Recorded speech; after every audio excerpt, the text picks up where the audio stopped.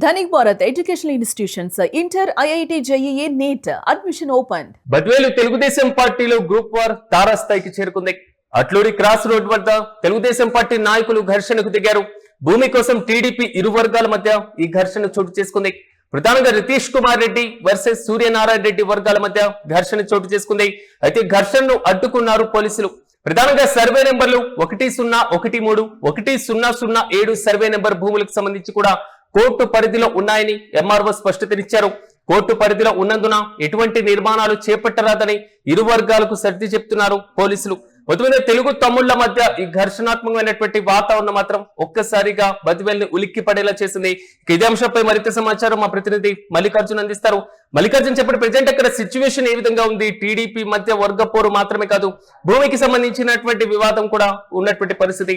పూర్తి అప్డేట్స్ ఏంటి?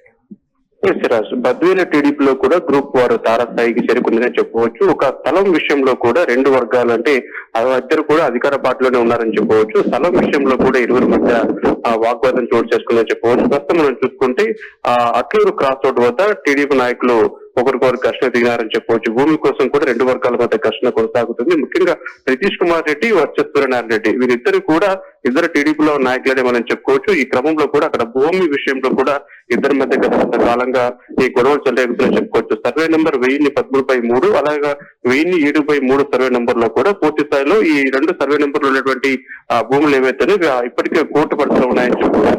ఈ క్రమంలో కూడా సంఘటన ప్రాంతానికి ఎంఆర్ఓ కూడా ఇక్కడ చేరుకున్నారు. అదేవిధంగా పోలీసు అధికారులు కూడా చేరుకున్నారు. ఎలాంటి నిర్మాణాలు ఇక్కడ చేపట్టకూడదు, ఎందుకంటే కోర్టులో ఈ అంశం ఉంది కాబట్టి, ఈ భూమి పరిధిలో కోర్టులో ఉంది కాబట్టి ఎలాంటి నిర్మాణాలు చేపట్టకూడదని చెప్పేసి కూడా ఇద్దరు టీడీపీ నేతలు కూడా సూచించారని చెప్పవచ్చు. అక్కడ ఎలాంటి గొడవలు చెలరేకోకుండా పోలీసు అధికారులు అయితే పటిష్టమైనటువంటి బందోబస్తు ఏర్పాటు చేస్తారని చెప్పవచ్చు. అయితే ఈ స్థలం మనం చూసుకుంటే గతంలో ఇంకొక వ్యక్తికి కూడా డీపట్టా ఇచ్చినట్టుగా కూడా అక్కడ ఎంఆర్ఓ కూడా చెప్తున్నటువంటి పరిస్థితి ఉంది. కాబట్టి ఈ నేపథ్యంలో కూడా ఎవరు కూడా ఇక్కడ నిర్మాణాలు చేపట్టకూడదని చెప్పేసి కూడా ఇటు ఎంఆర్ఓ కూడా చెప్తున్నటువంటి పరిస్థితి ఉంది. కాబట్టి టీడీపీ అధికారంలోకి వచ్చిన తర్వాత కూడా ఇద్దరు టీడీపీ నేతలే కాబట్టి అక్కడ ఈ స్థలాన్ని చేకెచ్చుకోవాలన్న లక్ష్యంతో కూడా ఇరువురు కూడా ప్రయత్నం చేస్తూ ఉన్నారని చెప్పవచ్చు.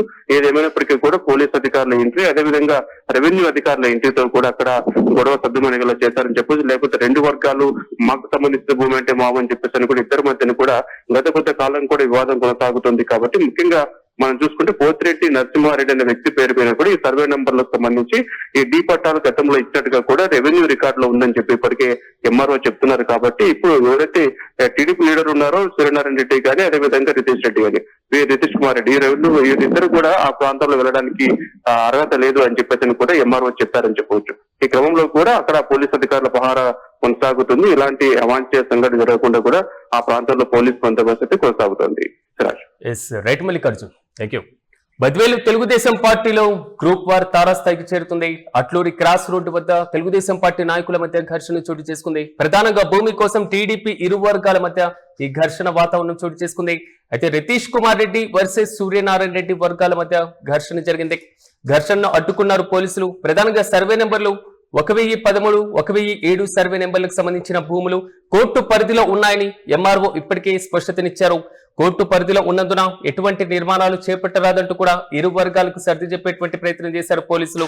ఈ నేపథ్యంలో ఇరు వర్గాల మధ్య మరింత ఘర్షణాత్మకమైనటువంటి వాతావరణం చోటు చేసుకునేటువంటి అవకాశం ఉన్నటువంటి పరిస్థితులు పోలీసులు కూడా భారీ బందోబస్తును ఏర్పాటు చేశారు. కానీ భూముల విషయంలో తెలుగుదేశం పార్టీ నేతల మధ్య చోటు చేసుకున్నటువంటి ఈ గ్రూప్ వార్ అనేది మాత్రం కొంతవరకు నియోజకవర్గ వ్యాప్తంగా కూడా చర్చనీయాంశంగా మారింది.